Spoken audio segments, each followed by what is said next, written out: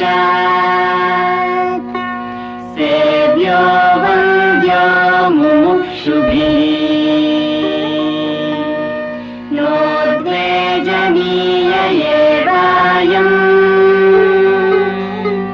तत्त्वज्ञेन विवेकिना।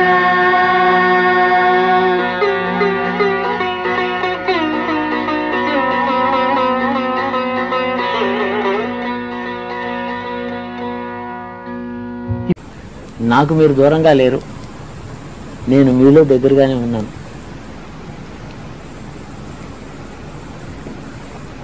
షోడశ వికారములతో ఉండేటువంటి మీ దేహం ముందు నేను అంతర్యామిగా ఉన్నాను.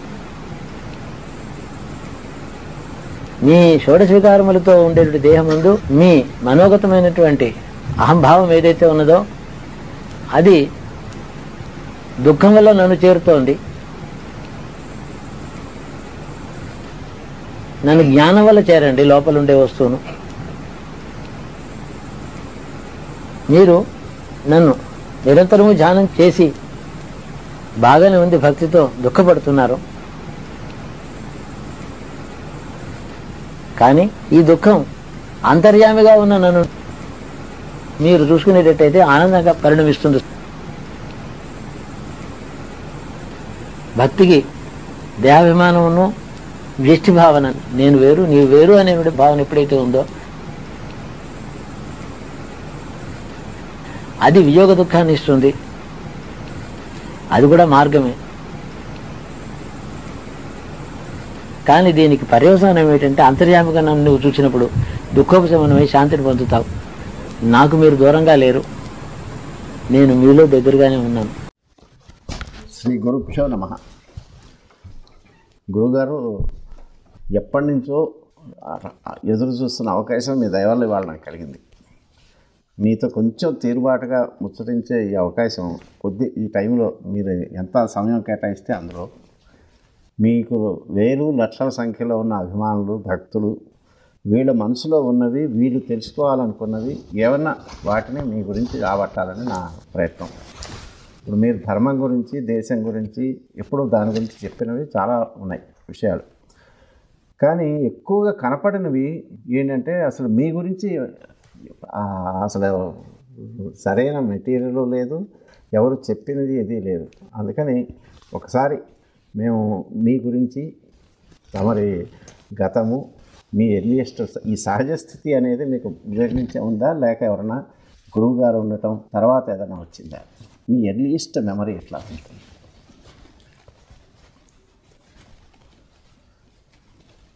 నన్ను గురించి నాకు పెద్ద ఒపీనియన్ లేదు, ఆనెస్ట్గా చెప్తున్నాను. అలాగంచి దాచుకోవాల్సింది ఏమీ లేదు,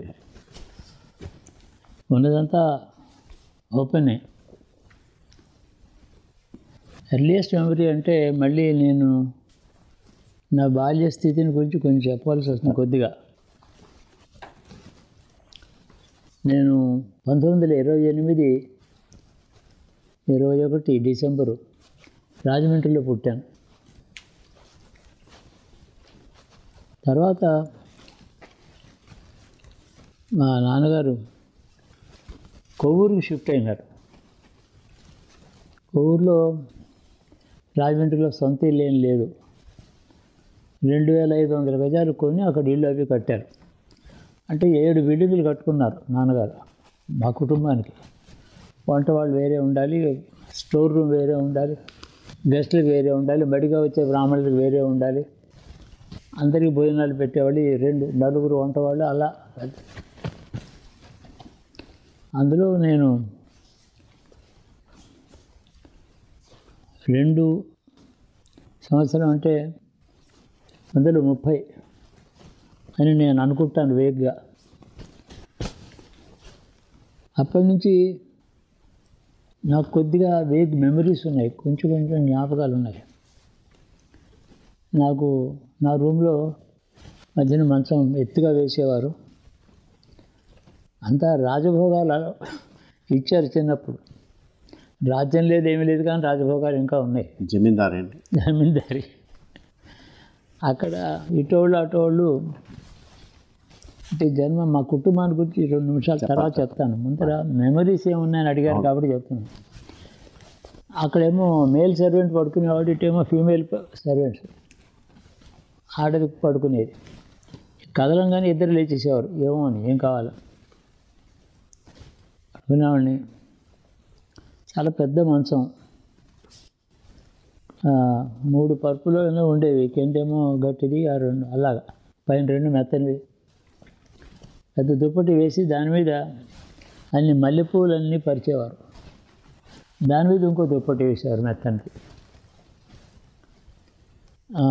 దాని మీద పడుకుని ఉండేవాడిని, కానీ నిద్ర ఉండేది కాదు. నిద్ర చాలా తక్కువ. ఇప్పుడు కూడా నా శరీర స్థితి ఏమిటో కానీ నిద్ర తక్కువ బాగా.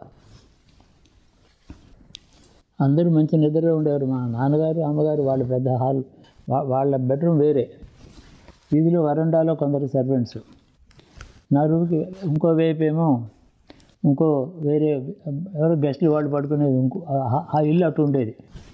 ఇలా చాలా ఉండేవి. పడుకుంటే రాత్రి 2 గంటలు నాకు నిద్ర మెలకు వచ్చినప్పుడు, 2 ఏళ్ల వయసులో 2 నాకు బాగా జ్ఞాపకం. ఎందుకంటే పెద్ద గడియారం ఉండేది నా రూమ్లో గోడకి, అదేమో యాన్సోనియా అని దాని పేరు, ఆ గడియారం పేరు. అది తారీఖులు చూపిస్తుంది, డేటు మంత్ కూడా చూపిస్తుంది, పెద్ద గడియారం. అది చూసేవాడిని, నాకు చెప్పారు అది డేట్ చూడాలి ఇలాగా. ఇవాళ ఏం వారం అంటే దాన్ని అడిగితే చెప్తున్నది మండే అని ఇలా చెప్తున్నది, 21 మార్చ్ అని ఏదో చూపిస్తున్నది. అందుకని అది రోజు చూసేవాడిని పడుకునేప్పుడు. పడుకుని 1:30, 2 అయ్యేది మామూలుగాను. పడుకుంటే 10:30కి పడుకోవడం, ఏదో పాట పాడతారు, ఏదో పడుకోబెట్టారు. లేచేసిన తర్వాత ఎవరిని చూసినా ఇటు నౌకర్లు ఇద్దరు అలా పడుకుంటున్నారు, నిద్ర బొళ్ళు తెలుగుతున్నవాడు. మరి ఇంతగా తిరుగుతున్నారు, బాగానే ఉన్నారే, వీళ్ళు ఇప్పుడు ఉన్నారా, అదో డౌటు. మరి అక్కడ నాన్నగారు అమ్మ వీధిలో నౌకర్లు, అక్కడ ఎవరో ఇంకా కచేరీ చావుల్లో 2 మనుషులు, వీళ్ళు ఉన్నారా లేదా అని క్వశ్చన్ అండి. ఇది స్పిరిచువల్ మ్యాటర్. ఇది వీళ్ళు ఉన్నారా, ఇందాక ఉన్నవాళ్ళు ఇప్పుడు ఏమైపోయారు, వీళ్ళు మళ్ళీ లేస్తారు కదా, ఎక్కడి నుంచి వస్తారు అంటే తెలివి నిద్ర వివరాలు ఏం తెలియవు, ప్రశ్న మాత్రం వీళ్ళు ఉన్నారా ఇప్పుడే. అలా ఉండేది. వాళ్ళకి తెలియకుండా మంచం చివరికి వెళ్ళి దూకేసి కిందకు వచ్చి అటు ఇటు మాట తిరిగేసి టీటీలోంచి వరండాలో పడుకున్న వాళ్ళని చూసి ఎవరు లేరు, అందరూ నేను ఒక్కడనే ఉన్నాను, ఎవరు లేరు అని మాత్రం ఒక ఫీలింగ్ ఉండేది. చిత్రంగా ఇలా గడిచిందని చెప్తున్నాను ఒక స్వభావం. ఆ ప్రశ్న దాంట్లో జ్ఞానం లేదు, అజ్ఞానం లేదు, చిన్నతనం ఏమిటో తెలియదు, అలా ఉండి గడిచిపోయింది. ఇది నా చిన్నప్పుడు అనుభవం అంటే అనుభవం. అది బాగా చిన్న వయసులో 1 సంవత్సరం లోపలే బాగా మాట్లాడాను. ఊరికైనే మా నాన్నగారి పెద్ద లైబ్రరీ, ఇంకో వేలు హాలు, 2 హాల్స్ దాటే ఇంకో హాల్లో వేరే లైబ్రరీలో చాలా పుస్తకాలు ఉండేవి. అవన్నీ తీసేయడం, ఓపెన్ చేయడం, మళ్ళీ అక్కడ టేబుల్ మీద పెట్టేయడం. చదవడం ఏం లేదు, ఊరికి చదవడం 2 ఏళ్ళ వాడిని. ఇలా గడిచింది. మీ అమ్మగారు కానీ వాళ్ళ ఇన్ఫ్లుయెన్స్ ఏమైనా ఉందా అండి మీకు ఇప్పుడు? 2వ సంవత్సరం 1వ సంవత్సరం దాటిన తర్వాత అప్పుడు నాకు లోపల మా ఇంట్లో అంటే మా ఫ్యామిలీ క్వార్టర్స్ అవి వేరే, దానికి దూరంగా ఎదురుగా చిన్న కిచెను, మా డైనింగ్ హాల్, మా ఫ్యామిలీయే ఉంటారు. బంధువులు వేరే ఇల్లు, అది బంధువులు వేరే బిల్డింగ్. వాళ్ళేమో బంగారు కంచాల్లో పెట్టేవాడు, దాంట్లో డైమండ్ ఫ్లవర్స్ అవి ఉండేవి. బంగారు కంచంలో బంగారు ఎంత గిన్నె ఇంత గ్లాసు అని, వాటి మీద కూడా ఏవో డైమండ్స్ ఎక్కిన బంగారు గ్లాసులు అండి. ఈరోజు ఎక్కడ నేను చూడలే. అదేమో అందులో నీళ్ళు దాకా ఉండేవి. అక్కడ మరి ఎలా కలుపుకోవాలో ఏమిటో అని చెప్పి మా అమ్మ కలిపి నోట్లో పెట్టడం అలా ఏం లేదు. ఒళ్ళు ఎప్పుడు కూర్చోబెట్టుకోలేదు, దగ్గర తీసుకుని ముద్దు పెట్టుకోవడం, నథింగ్, అలాంటి ఏమీ లేదు. ఆపోజిట్గా కూర్చోవాలి, మాట్లాడాలి, అదే రూల్. ఆవిడ ఇలా కలుపుకోవాలని చెప్పి నేర్పించింది. తర్వాత ఎవరైనా కలిపితే వాళ్ళు చేయి బాగుంటుంది, నాకు నేనే కలుపుకోవాలి, ఎవరి చేయి దేనికి పనికిరాదు, ఇలాంటివన్నీ ఉండేవి. తిన్న తర్వాత ఇది ముందర కలుపుకోవాలి, ఇది నెయ్యి అందులో వేసుకో. అక్కడ ఆ వంట ఆవిడ ఉంటుంది, కొంచెం అవి వేస్తుంది, తినడం. మధ్యాహ్నం ఆవిడ సరిగా 1 గంటకి లోపల ఆ రూమ్కి వెళ్ళి రెస్ట్ తీసుకుంటుంది. రూల్ ఏంటంటే అది 3 గంటలు కొట్టంగానే యాన్సోనియా క్లాక్ అని దాన్ని యాన్సోనియా కొట్టిందని చెప్పేవాడిని. ఏదో అలాగా అక్కడికి వెళ్ళి 3 గంటలు ఆ రూమ్కి వెళ్ళాలి. తలుపు ఇలా నెమ్మదిగా కొట్టాలి, డైరెక్ట్గా రాకూడదు, ఇలా కొట్టి రావాలి. కవిన్ అంటాం, రా అంటాం, అది లోపల రావాలి. డిసిప్లిన్. ఆవిడ కూర్చునేది ఇలాంటి కూర్చొని స్లాబ్ ఉండేది, ఎదురుండా కుర్చీలో కూర్చోవాలి. భోజనం సరిగ్గా చేసావు ఇవాళ అంటే రోజు నా భోజనం దగ్గర వచ్చి రోజు రాలేదు. మొదటి రోజులో నేర్పింది, నేనేం తిన్నానో చూడదు, ఏం తిన్నావో అని అడిగేది. నాకు జ్ఞాపకం లేదు. తిన్న తర్వాత ప్రతిదీ జ్ఞాపకం ఉండాలి. మొట్టమొదటి రూలు తిన్నది జ్ఞాపకం ఉండాలి. ఎవరు వడ్డించారో ఎవరు పెట్టారో జ్ఞాపకం ఉండాలి. ఎంత తిన్నావు, ఎంత పారేసావు అని అడిగితే కూడా చెప్పాలి. అర్థమైందా? అమ్మ అర్థమైంది. అప్పుడు అడిగిన తర్వాత ఇంకేదైనా అడిగేది. పొద్దున్న ఎన్ని గంటలు లేచావని అడిగింది ఓ రోజు. చూడలేదు, గడియారం చూడలేదని. నిద్ర లేవగానే గడియారం చూడాలి. ఎన్ని గంటలు లేచానని చెప్పాలి. పడుకునేటప్పుడు గడియారం చూడాలి, ఎన్ని గంటలు పడుకున్నావో చెప్పాలి, మాట్లాడు. దీన్ని నీవు ఎక్కడున్నావో ఏం చేస్తున్నావో నీకు తెలియాలి కదా. ఇలా చెప్పేది. మధ్యాహ్నం రోజు ఒక కథ చెప్పేది. వారానికి అట్లీస్ట్ 2 రోజులైనా 2 కథలు చెప్పేది. ఎగ్జాంపుల్గా ఒక కథ చెప్పనా? చెప్పండి సార్. ఒక కథ చెప్తుంటే అటు ఇటు చూడకూడదు, ఇలా వినాలి. నేను మాట్లాడుతున్నాను, నన్ను చూడాలి నువ్వు. చాలా స్వీట్నెస్ అండి ఆవిడది. డిసిప్లిన్ మాత్రం గట్టి. ఒక కథ ఎగ్జాంపుల్గా నేను చెప్తాను. ఒక ఊళ్ళో అందరూ ఉన్నారు, పొలాలు చాలా ఉన్నాయి, దున్నుతారు. వర్షం వచ్చాక కదా దున్నాలి. దున్నడం అంటే ఏమిటి? నాకు ఇది 2వ సంవత్సరం, 3వ సంవత్సరం, 4వ సంవత్సరం వరకు కదా, 3.5 years వచ్చే వరకు ఇదే కదా, ఇదే రొటీను. కథ చెప్తుంది.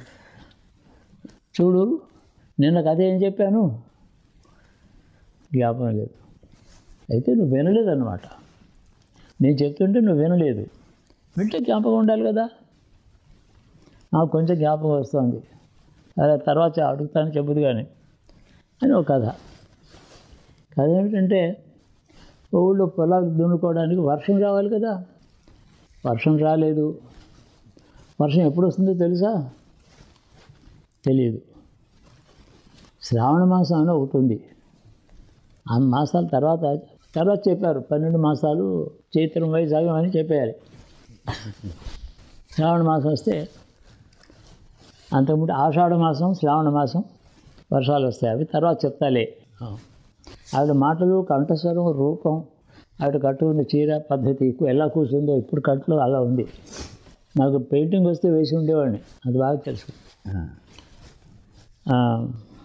చిన్నగా నైట్ స్మైల్ ఇస్తుంది, మళ్ళీ కోపంగా కనపడకూడదు కదా. సరే, వర్షాలు రాలేదు.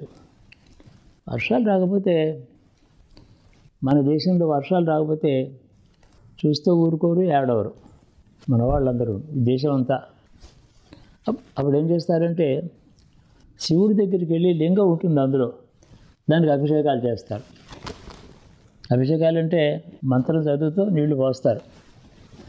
అలాగ ఊళ్ళో అందరూ కనుక అభిషేకం చేస్తే వర్షం వస్తుంది. ఎందుకు వస్తుంది? ఆ శివుడు మేఘాలకి చెప్తాడు, నువ్వు వెళ్ళు, ఆ ఊళ్ళో వర్షాలు కావాలట, పో అని చెప్తాడు. దండం పెడితే మేఘాలు ఇక్కడికి వచ్చి వర్షం ఇస్తాడు. శివుడు అంటే అంత అందరికీ భయం. సరే, నాకు మధ్యని శివుడు ఎక్కడ ఉంటాడని అడిగాను ఓ రోజు. నాకు తెలియదు, నీకు తెలియదు. పైన ఉంటాడు ఒక లోకంలో. అక్కడేమో ఆయన సొంత ఊరు అది. ప్రపంచంలో అన్ని చోట్ల ఉంటూ ఉంటాడు. నీలో ఉన్నాడు, నాలో ఉన్నాడు, ఇందులో ఉన్నాడు, అందులో ఉన్నాడు, అంతటా ఉంటాడు. కానీ ఆయన సొంత ఊరు అక్కడ ఉందిలే, చెప్తాను. దాని పేరు కైలాసం అంటారు. అలా అభిషేకాలు నీకు పోసిన తర్వాత వర్షం వస్తుంది. ఆయనేమో మేఘాన్ని పిలిచి పోయి ఆ ఊళ్ళో వర్షం కావటం పో అని చెప్తాడు. అందుకని అభిషేకం చేస్తారు మన దేశం నిండా, అలాగే చేస్తారు. ఓహో సరే. అప్పుడు మరి ఆ ఊళ్ళో వాళ్ళు ఏం చేశారు చెప్తున్నాను. అప్పుడు ఊళ్ళో చివర చిన్న గుడి ఉంది, అందులో శివుడు ఉన్నాడు, లింగం ఉందన్నమాట. ఊళ్ళో వాళ్ళందరూ కూడా ఓ రోజు పొద్దున్న లేచి అందరూ ఇంట్లో స్నానపానాలు చేసుకుని అందరూ ప్రతి ఇంట్లోంచి ఒక చెంబుడు నీళ్లు పట్టుకున్నారు. పట్టుకొని శివుడికి అభిషేకం చేద్దామని వెళ్ళారు. మంత్రం చెప్పే బ్రాహ్మడు అక్కడ ఉన్నాడు. ఊళ్ళో వాళ్ళందరికీ మంత్రాలు రావు, ఆ బ్రాహ్మడికే వచ్చు. అతను చెప్తూ ఉంటే వీళ్ళు నీళ్ళు పోస్తారన్నమాట. వింటున్నావా? ఆవిడ వింటున్నాను. అర్థమవుతుందా? సరే, అర్థమవుతుంది. అందరూ చెంబులతో నీళ్ళు పట్టుకొని బయలుదేరుతుంటే నీలాంటి పిల్ల ఒకటి ఉంది, ఎంత ఎత్తు ఉంటుంది అది. ఓ ఇంట్లో అందరూ తలుపులేని బయటకు వెళ్ళి రోడ్డు మీద నుంచున్నారు కలిసిపోదామని. భజన చేస్తే వెళ్ళాలి అని అనుకున్నారు. హర హర మహాదేవ, హర హర మహాదేవ, శంభో శంకర అని భజన చేస్తే వెళ్ళాలన్నమాట గుడికి. ఈ విషయంలో అడిగాను, మళ్ళీ చెప్పు ఆ భజనను. హర హర మహాదేవ, హర హర మహాదేవ, శంభో శంకర, శంభో శంకర, అలా చదివా. బాగుంది. ఇది సరిగ్గా నాకు 3rd ఇయర్లో జ్ఞాపకం. ఇది 2.5 years. ఈ అమ్మాయి లోపలికి రాకపోతే, ఏ అమ్మా రా ఆలస్యం చేస్తున్నావు అంటే, ఏం లేదు గొడుగు కోసం వెతుక్కుంటున్నాను అని 2 నిమిషాల తర్వాత గొడుగు పట్టుకొచ్చేసింది. గొడుగుకెందుకే, అందరూ నీళ్లు కదా పోస్తారు అని అంటే, అందరినీ హింసపెట్టి, తాత బామ్మ మనం గుడికి వెళ్ళి శివుడికి అభిషేకం చేస్తాం కదా, వెంటనే వర్షం వస్తే తడిసిపోమా, మనం గొడుగు అక్కర్లేదా మనకి అంది. అవునే, పక్కన నవ్వారంతాను. ఇది నీళ్లు పోయంగానే గొడుగు కావాలి దీనికి, చూడండి దాని తెలివి అని అందరూ నవ్వారు. సరే భజన చేస్తూ అందరూ తీసుకెళ్ళి ఎవరి ప్రతి ఇంటి నుంచి నీళ్లు పోసారు దాని మీద. అందరూ వచ్చిన తర్వాత వీధిలోకి వచ్చి తుడుచుకుంటున్నారు మొహం అవిని. ఉన్నట్టుండి మబ్బు వచ్చి పెద్ద వర్షం పడిపోయింది. పెద్ద వర్షం పడగానే అది గొడుగు పెట్టి ఇహి అని నవ్వింది అందరినీ. మీరందరూ తడిపోతున్నారు, నేను గొడుగు తెచ్చుకున్నాను చూసారా, మీకు బుద్ధి లేదు అంది అందరినీ. అలా చెప్పిందనమాట. అప్పుడేమో గ్రామంలోకి వచ్చేటప్పటికి చెరువు అంతా నిండిపోయింది, బావిండా నిండిపోయింది. ఇంటికి వచ్చి గొడుగు ముడిచి లోపలికి తడవకుండా వెళ్ళింది అది. అప్పుడు అందరూ సాయంత్రానికి వచ్చి నువ్వు గొడుగు తేవడం చేతనే వర్షం వచ్చింది అని ఒప్పుకున్నారు. లేకపోతే వచ్చేది కాదు అని. ఇది కథ. అంటే విశ్వాసం. ఆ అమ్మాయి ఆ పిల్లకి అభిషేకం చేయగానే వర్షం వస్తుందని, తడవకూడదని గొడుగు తెచ్చుకోవాలని ఆ పిల్లకి తెలిసింది. అర్థమైందా? మరి వాళ్ళకి ఎందుకు తెలియలేదమ్మా? వాళ్ళకి నమ్మకం సరిగా లేదు. దానికి ఉంది నమ్మకం, వాళ్ళకి లేదు. ఎవరు నమ్మారో వాళ్ళకి వర్షం ఇచ్చాడు. ఆ లాభం అందరికీ వచ్చింది. కాబట్టి గ్రామంలో ఒక్కళ్ళు బాగా నమ్మేవాళ్ళు ఉంటే అక్కడ ఈశ్వరుడు పనిచేస్తాడు. ఇంక వెళ్ళి పాలిస్తారు. అక్కడ వెళ్ళి తాగి బయట, అంటే బయట ఏదో అబ్బా అవో ఉంటే ఆడుకోవడానికి దానికి. ఇది ఆవిడ కథ. 3 to 4 1 hour ఆవిడ దగ్గర ఉండాలి. ఇలా పెరిగానండి. నాన్నగారు కూడా ఇలా ఏమన్నా మీ మీద బాగా ఇన్ఫ్లుయెన్స్ చేశారండి? నా నాన్నగారు నాతో పెద్ద లైబ్రరీ ఉండేది. లైబ్రరీ ఏదో పెద్ద ఇలాగా అర్ధచంద్రాకారంగా పెద్ద టేబుల్, ఆయనకు కుర్చీ ఏదో ఉండేది. అందులో ముంచి రాసుకుంటారు కదా ఆ రోజుల్లో, పెన్ను, ఏదో రాసుకునేవారు, అవన్నీ ఉండే డ్రాయర్లు అవి ఉండేవి. నేను వెళ్ళిన తర్వాత ఆయన ఒక మాట చూశాను, లోపలరా, ఏమర్థమైంది ఈ పుస్తకాలు ఎప్పుడైనా చూసావా? చూశాను అంతే. పుస్తకాలు ఉంటే ఏం చేయాలి చెప్పు? చదవాలి. సరే, చదవడానికి ఏం చేయాలి? అక్షరాలు రావాలి, మాటలు రావాలి, వాక్యాలు రావాలి. సరిగ్గా మూడో సంవత్సరం మూడు సంవత్సరాలు అవుతూ ఉండగా 4 ట్యూటర్లను పెట్టారు ఇంట్లో. వాళ్ళ నమ్మకం ఏంటంటే స్కూల్కి వెళ్ళకముందే కొంత చదువు రావాలని. అయిపోయింది. 3 ట్యూటర్స్ వచ్చా, కానీ వీధిలోకి వెళ్ళి ఆడుకుందామని లేదు, వీళ్ళలోకి బయటకు వెళ్ళి ఆడుకోవడానికి వీలు లేదు. మా రూల్ ప్రకారం ఏంటంటే ఆ పిల్లలు శుభ్రంగా ఉండరేమో, ఆడుకునే పిల్లలు, అది వీధిలోకి వెళ్ళి దుమ్ము ధూళ్ళు ఆడుకోకూడదు, మన ఇంటికే పిల్లలు రావాలి, ఆడుకోవాలి, రూల్ అది. అప్పుడు ట్యూటర్స్ 4 పెట్టారు. ఒక ఆయనేమో తెలుగు. అయితే ఏంటంటే నోటితో చెప్పడం. 4 సంవత్సరాలు పూర్తి అవ్వగానే అక్షరాభ్యాసం చేశారు. అంతకుముందు ఓరల్ ఎడ్యుకేషన్, నోటితో చెప్తారు. మొట్టమొదట 1.5 సంవత్సరాల లోపల అక్షరాభ్యాసం కాకముందే 100 శ్లోకాలు, 100 పద్యాలు, మరి కొన్ని కీర్తనలు, పాటలు ఏమి ఉంటాయో ముఖ్యంగా పద్యాలు, శ్లోకాలు చెప్పేశారు. నోటి ఎవరు నేర్పారండి? 4 ట్యూటర్లు పెట్టారు. ఓకే. సంస్కృతం చెప్తాడు ఒక ఆయన, తెలుగు ఆయన చెప్తాడు, ఇంగ్లీష్ మాటలు చెప్తాడు ఇంకొక ఆయన, లెక్కలు చెప్తాడు ఆయన. 4 ఆయన పేర్లు కూడా జ్ఞాపకం వస్తున్నాయి. ముందరేమో అక్షరాలు నేర్పేశాడు. అక్షరాలు నేర్చుకునేటప్పటికి అదే 4వ సంవత్సరంలో రాగానే 4 అంటే ఎప్పుడు పూర్తయింది? 32లో పూర్తయింది కదా, డిసెంబర్లో. 33 ఫిబ్రవరిలోనే ఎప్పుడో నాకు అక్షరాభ్యాసం చేశారు. అక్షరాభ్యాసానికి పెద్ద పందిరి వేశారు, తోరణాలు కట్టారు.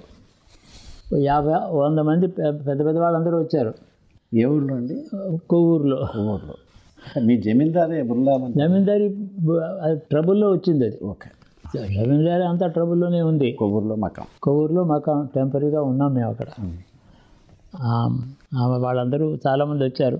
అందరూ హైకోర్టు అడ్వకేట్లు, పండితులు, అది వేద పండితులు, తెలుగు కవులు, వీళ్ళందరికీ శాలువాలు, మర్యాదలు అవి చాలా చేశారు. అది వేగంగా జ్ఞాపకం వస్తుంది. ఆ అక్షరాభ్యాసానికి ముందు ఈ విద్య, నోటికి పద్యాలు.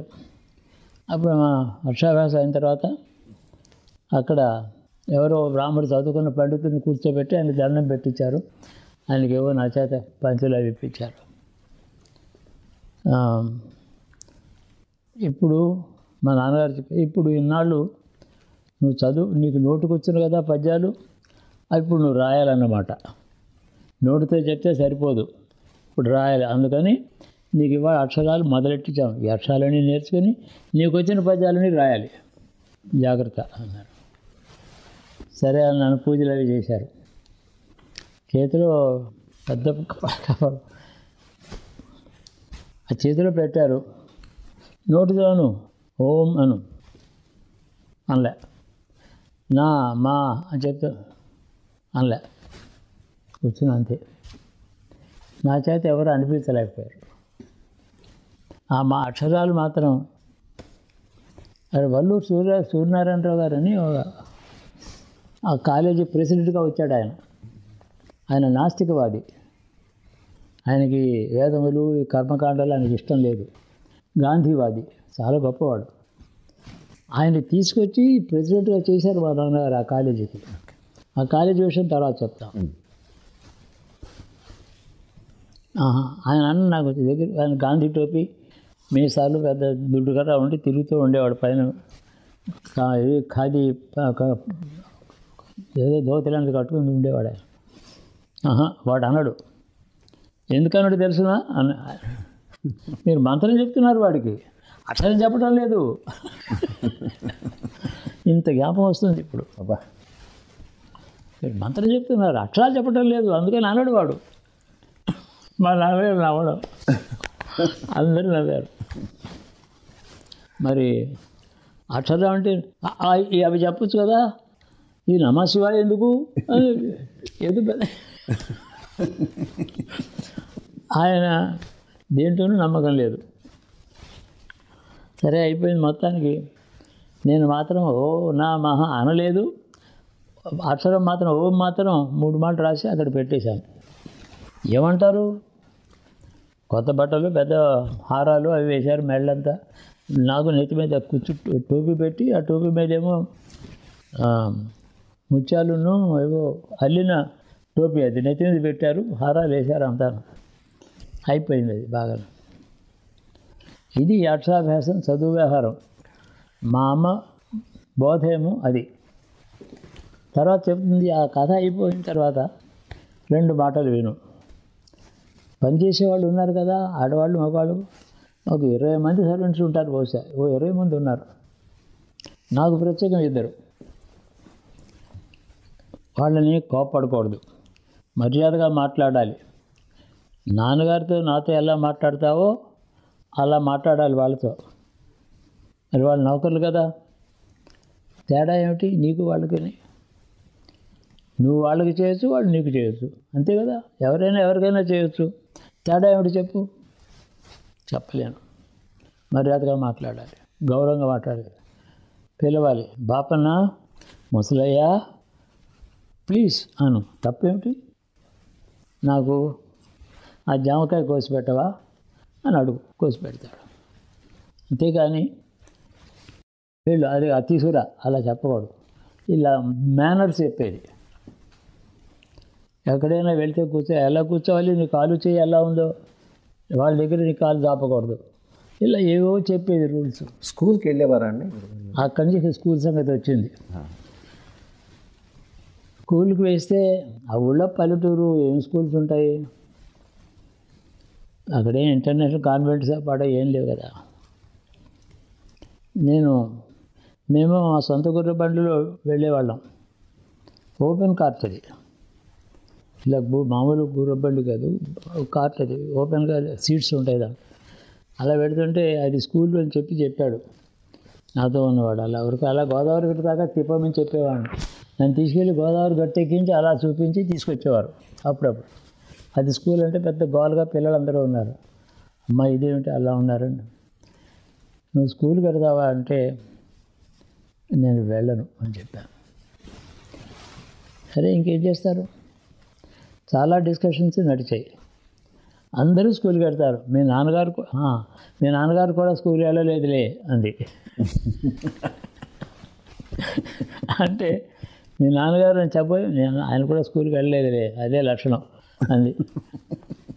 సరే మా ఇంట్లో దాని పేరు సార్ట్, SORT, సార్ట్ అని చెప్పాలి దానికి. మా అమ్మ చెప్తున్నారు, ఇది బండి అనకు, గుర్రపు బండిలో దీని పేరు సార్ట్ అంటారు. చాలా రకాలు ఉంటాయి, అది చెప్పిన పేరు చెప్తున్నాను. బ్రూహామ్ అని ఒక బండి ఉంటుంది, అది ఒకలా ఉంటుంది. బగ్గీ అంటారు, అది వేరు మళ్ళీని. ఇలాగా 4 పేర్లు చెప్పింది. 4 పేర్లు బండి అంటే 4 రకాలు ఉంటాయని, దీని పేరు మాత్రం సార్ట్ అని గుర్తుపెట్టుకో. జనరల్ నాలెడ్జ్ చెప్పింది. అందులో మాట అలా గోదావరి గట్టుకు తీసుకెళ్ళి మళ్ళీ తీసుకొచ్చేవారు. బాగుండేది. గోదావరి అంటే చాలా ఇష్టం వచ్చింది. ఆ నదిలో పాడుకోవాలి, స్నానం చేయాలి, అందరూ చేస్తున్నారు, ఇంట్రెస్ట్ వచ్చింది.